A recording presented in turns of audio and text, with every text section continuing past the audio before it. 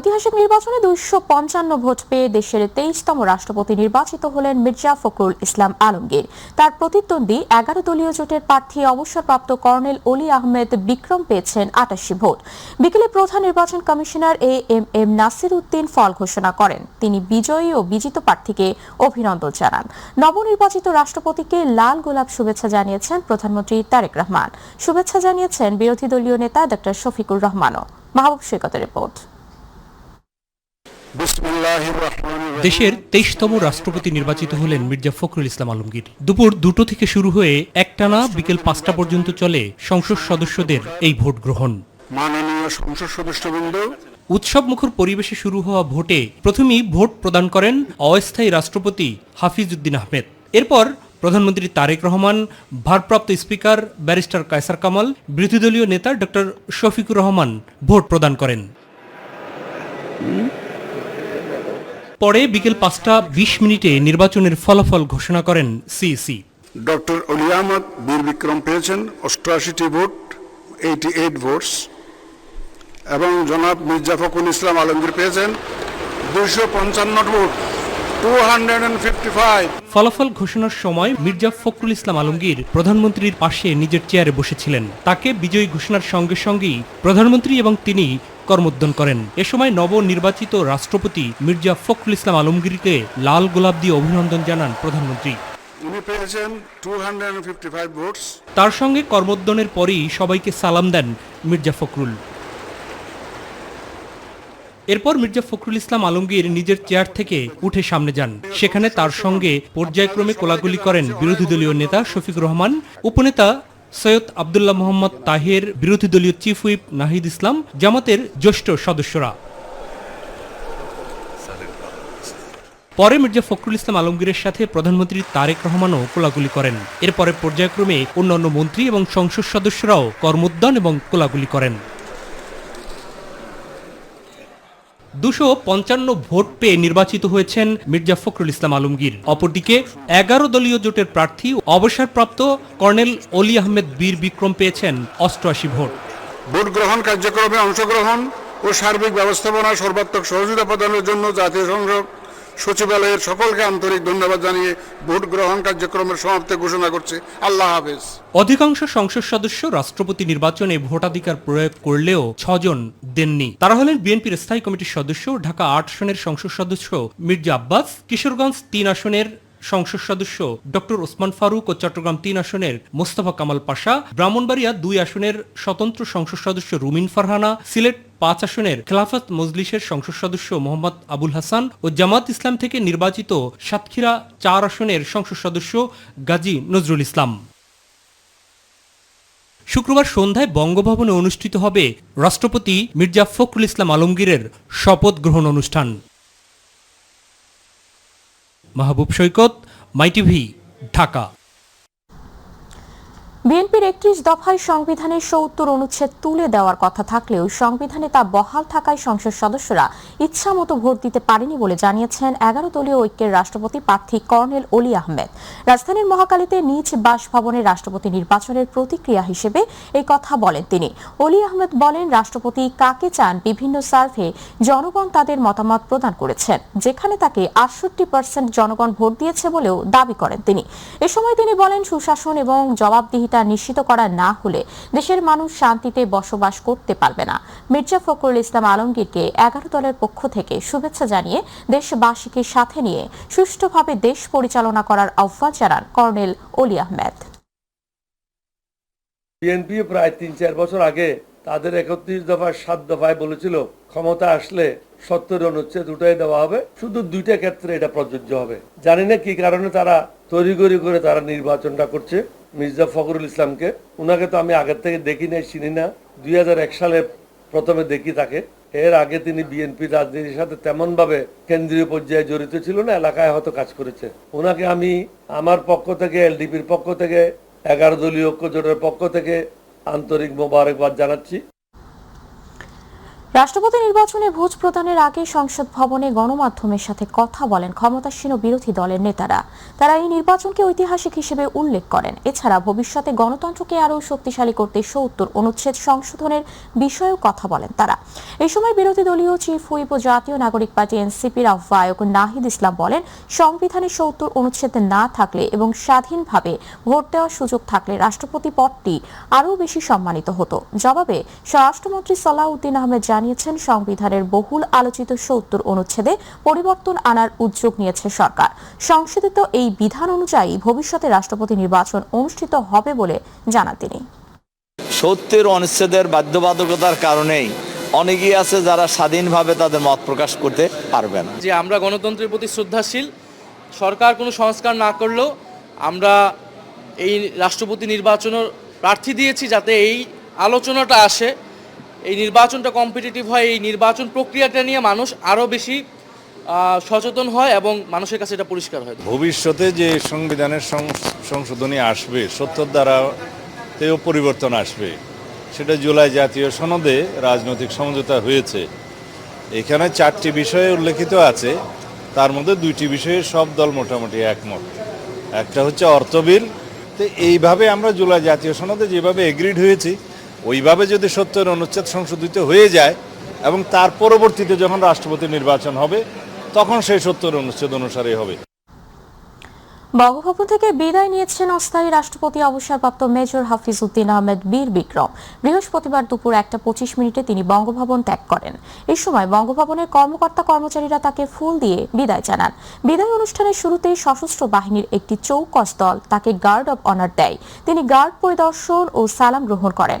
পরে উপস্থিত কর্মকর্তা ও সংশ্লিষ্টদের সঙ্গে বিদায়ী শুভেচ্ছা বিনিময় করেন।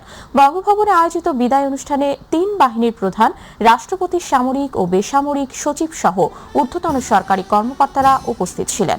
বিদায় নেওয়ার আগে হাফিজ উদ্দিন আহমেদ দেশের শান্তি, অগ্রগতি ও সরকারের সাফল্য কামনা করেন। পরে নির্ধারিত প্রোটোকল অনুযায়ী গাড়িবহর নিয়ে বঙ্গভবন এলাকা ত্যাগ করেন তিনি। এর আগে গত 24 জুলাই সাবেক রাষ্ট্রপতি মোহাম্মদ শাহাবুদ্দিন স্বাস্থ্যগত কারণ দেখিয়ে পদত্যাগ করেন। এরপর সংবিধানের 54 অনুচ্ছেদ অনুযায়ী জাতীয় সংসদের স্পিকার হাফিজ উদ্দিন আহমেদ অস্থায়ী রাষ্ট্রপতির দায়িত্ব গ্রহণ করেন। বিএনপির ভারপ্রাপ্ত মহাসচিবের দায়িত্ব পেলেন রুহুল কবির রিজভী। দীর্ঘ সময় ধরে দলটির দ্বিতীয় সর্বোচ্চ পদে দায়িত্ব পালন করা মির্জা ফখরুলের উত্তরসূরি হলেন তিনি। বৃহস্পতিবার এক বিজ্ঞপ্তিতে এই তথ্য জানায় বিএনপি। এতে বলা হয়, বিএনপির গঠনতন্ত্র অনুযায়ী বিএনপি জাতীয় স্থায়ী কমিটির সদস্য অ্যাডভোকেট রুহুল কবির রিজভীকে বিএনপির ভারপ্রাপ্ত মহাসচিব হিসেবে মনোনীত করা হয়েছে, যা অবিলম্বে কার্যকর হবে। গত 13ই আগস্ট রাষ্ট্রপতি নির্বাচনে আনুষ্ঠানিকভাবে বিএনপি তাদের প্রার্থী হিসেবে মির্জা ফখরুলের নাম ঘোষণা করে। তারপরই দলের মহাসচিব পদ থেকে সরে দাঁড়ান তিনি। এই কয়দিন বিএনপি মহাসচিবের পদ শূন্য ছিল। রাষ্ট্রপতি নির্বাচনের ফল ঘোষণার পরই বিজ্ঞপ্তিতে তা নিশ্চিত করল বিএনপি। অত্যাবশ্যকীয় ওষুধের তালিকা ও মূল্য নির্ধারণ পদ্ধতি 2026 বাতিলের সিদ্ধান্ত ভুল ও অযৌক্তিক বললেন এবি পার্টির সাধারণ সম্পাদক ব্যারিস্টার আসাদুজ্জামান ফুয়াদ। তিনি বলেন, এতে করে একটি স্বার্থন্বেষী মহলের স্বার্থ হাসিলের সুযোগ করে দিয়েছে সরকার। দুপুরে বিজয়নগরে এবি পার্টির কার্যালয়ে অত্যাবশ্যকীয় ঔষধের মূল্য ও তালিকা নীতিমালা বাতিলের প্রতিবাদে সংবাদ সম্মেলন তিনি এসব কথা বলেন। ব্যারিস্টার ফুয়াদ বলেন, দেশে ওষুধের মূল্য নিয়ন্ত্রণে না থাকলে বিদেশি কোম্পানিগুলো সুযোগ নেবে, তাতে ওষুধ শিল্প খাতে ধসে যেতে পারে। অবিলম্বে বাতিল করা অধ্যাদেশ ফিরিয়ে এনে জনগণের স্বার্থকে প্রাধান্য দেওয়ার আহ্বান জানান এবি পার্টির এই শীর্ষ নেতা।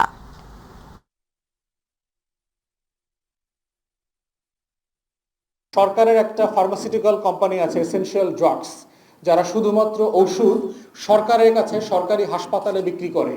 আমরা দাবি করছি যে সরকারি এই কোম্পানিটা মার্কেটেও বিক্রি করবার মতো স্পেস তাকে তৈরি করা দরকার, কারণ সে একটা লোকসানী প্রতিষ্ঠান। এই প্রতিষ্ঠানটা যেন জেনুইনলি কম্পিটিশন করে সরকারের লোকসানের বোঝা কমায় দিতে পারে। তো এই বিষয়গুলো বিবেচনায় রেখে আমরা মনে করছি সরকারের সিদ্ধান্তটা ভুল, এবং এই ভুল সিদ্ধান্ত থেকে ফিরে এসে জনগণের পক্ষে যে সিদ্ধান্ত নেওয়া হয়েছিল অন্তর্বর্তীকালীন সরকারের, সেই 2টা অত্যাবশ্যকীয় ওষুধের তালিকা এবং ওষুধের যে নীতিমালা দাম মূল্য নির্ধারণ করবার, সেটা আবার রিইনস্টেট করতে হবে, পুনঃস্থাপিত করতে হবে। ভারতের পশ্চিমবঙ্গের কলকাতায় একটি হোটেলে ভয়াবহ অগ্নিকাণ্ডে নিহত 7 বাংলাদেশের মধ্যে 2 জন সাতক্ষীরার কালীগঞ্জ উপজেলার বহেরা গ্রামের বাসিন্দা আলিমুজ্জামান সাজু এবং তারালি গ্রামের রেবতী সরকার। তাদের মৃত্যুর খবর ছড়িয়ে পড়ার পর থেকেই এলাকায় চলছে শোকের মাতম। স্বজনদের আহাজারিতে ভারী হয়ে উঠেছে পরিবেশ। নিহতদের মরদেহ দ্রুত দেশে ফিরিয়ে আনার দাবি জানিয়েছেন পরিবারের সদস্যরা। সাতক্ষীরা প্রতিনিধি ফয়সুল হক বাবুর তথ্যচিত্রে আরও জানাচ্ছেন শবনম অবনী। পশ্চিমবঙ্গের কলকাতার একটি হোটেলে ভয়াবহ অগ্নিকাণ্ডে নিহতদের মধ্যে 2 জন সাতক্ষীরার কালীগঞ্জ উপজেলার বাসিন্দা। নিহতরা হলেন আলিমুজ্জামান সাজু ও রেবতী সরকার। স্বজনরা জানান, অসুস্থতার কারণে চিকিৎসকের পরামর্শ নিতে ভারতে গিয়েছিলেন তারা। বুধবারই তাদের দেশে ফেরার কথা থাকলেও আর ফেরা হয়নি। যে একটা মানুষে গেল ডাক্তার দেখাতে, অল্প বয়স, তার 2 ছেলে মেয়ে আছে। উনি কিন্তু 3 মাস আগে একটা ছেলে একটা মেয়ে রেখে আইছিল, কিন্তু তারপরে উনি আবার বাড়ি এসে আবার ডাক্তার দেখাবে, উনি ছেলেগুলিও নিয়ে আসবে বলে এখান থেকে 11 দিন আগে চলে গেছে।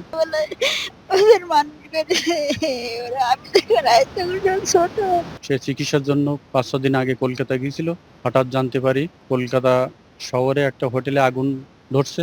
ওখানে ও ছিল এবং ও আটকায় যায় এবং ও মৃত্যুবরণ করে। আমরা চাই যাতে আমাদের ভাইয়ের লাশটা অতি দ্রুত আমরা পেতে পারি। এদিকে নিহতদের মরদেহ দেশে ফিরিয়ে আনতে সব ধরনের চেষ্টা চলছে বলে জানিয়েছে সাতক্ষীরার জেলা প্রশাসন। উপজেলা নির্বাহী অফিসার ইতিমধ্যে 2 পরিবারের সঙ্গে যোগাযোগ করেছে, আর কলকাতায় যে বাংলাদেশ হাই কমিশন আছে তারা লাশগুলোর বিষয়ে ব্যবস্থা ইতিমধ্যে গ্রহণ করছে। আইনি প্রক্রিয়া সম্পন্ন করে বাংলাদেশে লাশগুলো প্রেরণ করা হবে। উল্লেখ্য, গত মঙ্গলবার রাত আনুমানিক 2টার দিকে কলকাতার একটি হোটেলে অগ্নিকাণ্ডের ঘটনা ঘটে। এই ঘটনায় সাতক্ষীরার 2 জন সহ মোট 7 জন বাংলাদেশির মৃত্যু হয়। শবনম অবনী, মাই টিভি। কলকাতায় অগ্নিকাণ্ডে 7 বাংলাদেশের মৃত্যুর ঘটনায় দুঃখ প্রকাশ করেছেন ভারতীয় হাইকমিশনার দীনেশ ত্রিবেদী। সকালে সচিবালয়ে স্বাস্থ্যমন্ত্রী সরদার মোহাম্মদ সাখাওয়াত হোসেনের সঙ্গে সাক্ষাৎ শেষে তিনি সাংবাদিকদের এই কথা জানান। ভারতীয় হাইকমিশনার বলেন, ভুক্তভোগী পরিবারগুলোর জন্য যা যা প্রয়োজনীয় তা নিশ্চিত করা হবে। এই সময় স্বাস্থ্যমন্ত্রী সরদার মোহাম্মদ সাখাওয়াত হোসেন জানান, প্রধানমন্ত্রী তারেক রহমানকে ভারত সফরের আমন্ত্রণ জানিয়েছেন ভারতীয় হাইকমিশনার।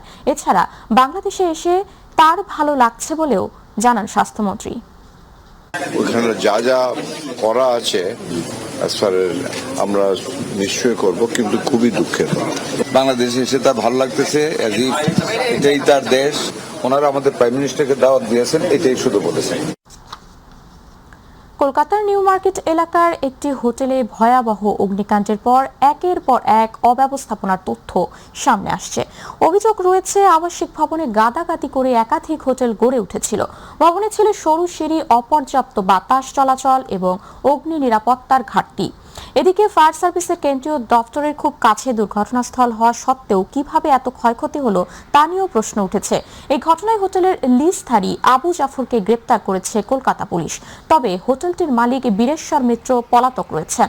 আরও 2 জনকে আটক করা হয়েছে। কর্তৃপক্ষ জানায়, মির্জা গালিব স্ট্রিটের 5তলা ভবনটিতে ছোট ছোট ঘর বানিয়ে সেখানে গাদাগাদি করে অতিথিদের রাখা হতো। এদিকে আহত বাংলাদেশিদের বিষয়ে খোঁজ খবর রাখছে বাংলাদেশ ডেপুটি হাইকমিশন। দেশে হাম, ডেঙ্গু সহ কয়েকটি রোগ একসঙ্গে দেখা দিলেও পরিস্থিতি নিয়ে উদ্বিগ্ন নয় সরকার। তবে ডেঙ্গু নিয়ন্ত্রণে সব ধরনের প্রস্তুতি রয়েছে বলে জানিয়েছেন স্বাস্থ্যমন্ত্রী সরদার মোহাম্মদ সাখাওয়াত হোসেন। রাজধানীর ডিএসসিসি অডিটোরিয়ামে ওরাল কলেরা টিকা ক্যাম্পেইনের উদ্বোধনী অনুষ্ঠানে এসব কথা বলেন তিনি। এদিকে ডেঙ্গু ও এডিস মশার লার্ভা নিয়ন্ত্রণে জনসচেতনতা বাড়ানোর পাশাপাশি প্রয়োজন হলে আইন প্রয়োগের কথাও জানিয়েছেন ডিএসসিসি প্রশাসক মোহাম্মদ আব্দুস সালাম। আরও জানাচ্ছেন জাহেদ আহমেদ বাবু। রাজধানীর ডিএসসিসি অডিটোরিয়ামে ওরাল কলেরা টিকা ক্যাম্পেইনের উদ্বোধন অনুষ্ঠানে দেশের ডেঙ্গু সহ কয়েকটি রোগের সংক্রমণ রোধ নিয়ে কথা বলেন স্বাস্থ্যমন্ত্রী। এ সময় তিনি বলেন, সংক্রামক রোগ নিয়ন্ত্রণে সরকারের প্রয়োজনীয় প্রস্তুতি রয়েছে। আগামী 22 আগস্ট থেকে শুরু হচ্ছে বিশেষ ওরাল কলেরা টিকা কর্মসূচি। আর তাই এই কর্মসূচির আওতায় দেশের প্রায় 51,55,000 মানুষকে টিকার আওতায় আনা হবে বলে জানান সরদার মোহাম্মদ সাখাওয়াত হোসেন। সিটি কর্পোরেশন সহ আপনাদের সর্বাত্মক সহযোগিতা আমরা মশক সৃষ্টির ক্ষেত্র অনেকটা কন্ট্রোলে আনতে পেরেছি। এটা আমার কথা নয়, ঢাকা শহরের মানুষরা বলে যে এবার মশার আক্রমণ কম। এদিকে ডেঙ্গু নিয়ন্ত্রণে শুধু মশা নিধন কার্যক্রম নয়, প্রয়োজন জনসচেতনতা। আর তাই এডিস মশার প্রজনন স্থল ধ্বংস ও লার্ভা নিয়ন্ত্রণে নগরবাসীকে আরও সচেতন হওয়ার আহ্বান জানান ঢাকা দক্ষিণ সিটি কর্পোরেশনের প্রশাসক মোহাম্মদ আব্দুস সালাম। ঢাকা দক্ষিণ সিটি কর্পোরেশনের লালবাগ, গেন্ডারিয়া, কদমতলী ও কামরাঙ্গীচর এলাকাকে এই ক্যাম্পেইনের আওতায় অন্তর্ভুক্ত করা হয়েছে। এসব এলাকায় 1 বছরের ঊর্ধ্বে বিপুল সংখ্যক জনগণকে 2 ডোজ ওরাল কলেরা ভ্যাকসিন প্রদানের পরিকল্পনা গ্রহণ করা হয়েছে। শুধু বাসাবাড়ি কিংবা নির্মাণাধীন স্থাপনাই নয়, নগরীর বিভিন্ন স্থানের স্ট্রিট ফুড কতটা স্বাস্থ্যসম্মত সেদিকেও নজর দেওয়া হবে বলেও জানান ডিএসসিসি প্রশাসক। স্ট্রিট ফুডগুলো কতটুকু স্বাস্থ্যসম্মত আজকে সেটা কিন্তু আমরা সেইভাবেই করি না। তা আমরাও সেই পদক্ষেপ নিয়েছি। আপনারা দেখেছেন, যেহেতু আমরা হকারদের বসার জায়গা নিশ্চিত করছি, আমরা স্ট্রিট ফুড যারা বিক্রি করেন তাদেরকেও আমরা অনুরোধ করব আপনাদের মাধ্যমে, স্বাস্থ্যসম্মত স্ট্রিট ফুড যদি না হয় তাহলে সেগুলোকে আমরা অ্যালাউ করব না। জাহিদ আহমেদ বাবু, মাই টিভি, ঢাকা। তরুণদের শুধু চাকরির পেছনে না ছুটে উদ্যোক্তা হয়ে দেশের অর্থনীতি উন্নয়নে ভূমিকা রাখার আহ্বান জানিয়েছেন তথ্যমন্ত্রী জহির উদ্দিন স্বপন। চীন মৈত্রী সম্মেলন কেন্দ্রে আয়োজিত জব এক্সপোতে বক্তব্য দিতে গিয়ে তিনি এসব কথা বলেন। তথ্যমন্ত্রী বলেন, আওয়ামী লীগ সরকারের আমলে ঋণ করে ঘি খাওয়ার যে অর্থনৈতিক বোঝা তৈরি হয়েছে তার দায় এখন বর্তমান সরকারকে পরিশোধ করতে হচ্ছে। এর প্রভাব দেশের অর্থনীতিতে পড়ছে বলেও মন্তব্য করেন তিনি। তরুণদের উদ্দেশ্যে তিনি বলেন, চাকরির অপেক্ষায় না থেকে নিজেদের দক্ষতা ও মেধাকে কাজে লাগিয়ে উদ্যোক্তা হওয়ার মাধ্যমে দেশের অর্থনীতিতে অবদান রাখতে হবে। দক্ষতা, তারপরে জব এক্সপো এবং তরুণদের উদ্দেশ্যে যখন আমরা কর্মসংস্থানের কথা বলি বা বলবো, তারপরে তাদের জব মার্কেটের অ্যানালাইসিসের কথা বলবো, যে কোনো সাকসেসের আগেই যদি তার ফিলোসফিক্যাল মোটিভেশন এবং ডিরেকশনটা রাইট টাইমে যদি সেট করে না দেয়া যায়, ইভেন সাকসেসফুল হলেও সেটা কিন্তু সমাজের জন্য বোঝা হয়ে যেতে পারে। শুধু দক্ষ যদি তাকে করা হয় তাহলে সেই দক্ষতা কিন্তু ফ্রাঙ্কেনস্টাইনের একটা দানবেও পরিণত হতে পারে। ঢাকা মেডিকেল কলেজ হাসপাতালে চিকিৎসাধীন ছাত্র অধিকার পরিষদের নেতা সোহানুর রহমান সোহানকে দেখতে গিয়ে জামাত শিবিরের বিরুদ্ধে গুরুতর অভিযোগ করেছেন গণ অধিকার পরিষদের সভাপতি ও প্রতিমন্ত্রী নুরুল হক নূর। কুষ্টিয়ায় শান্তিপূর্ণ কর্মসূচিতে হামলার অভিযোগ তুলে তিনি বলেন, বাড়াবাড়ি করলে তাদের কঠোর পরিণতি ভোগ করতে হবে। এ ঘটনায় জড়িতদের দ্রুত গ্রেপ্তার ও দৃষ্টান্তমূলক শাস্তির দাবিও জানান তিনি। তার দাবি, জামাত শিবির আবারও তাদের পুরনো স্বরূপে ফিরেছে। জামাতে ইসলামের বিরুদ্ধে একের পর এক ন্যাক্কারজনক কর্মকাণ্ডের অভিযোগ তুলে নুরুল হক নূর বলেন, এসবের মাধ্যমে দলটি তাদের নৈতিক অবস্থান হারাচ্ছে। আর তাই ফ্যাসিস্ট আচরণ প্রতিহত করতে জামাতের রাজনীতি নিষিদ্ধ করা এখন সময়ের দাবি বলেও মন্তব্য করেন তিনি। এই আমির হামজা কিংবা এই আপনার সাতক্ষীরার সংসদ সদস্য নজরুল ইসলামের কর্মকাণ্ড সহ জামাতের নেতাকর্মীদের কর্মকাণ্ডে প্রমাণিত, যারা বাংলাদেশের অস্তিত্বে বিশ্বাস করে না তাদেরকে কোনোভাবেই বাংলাদেশের রাজনীতির সুযোগ দেওয়া উচিত না। আমি এদেশের তরুণ সহ সকল শ্রেণী পেশার মানুষকে এটাই আহ্বান জানাবো, এখনই সময় জামাত শিবিরকে রুখে দেওয়ার।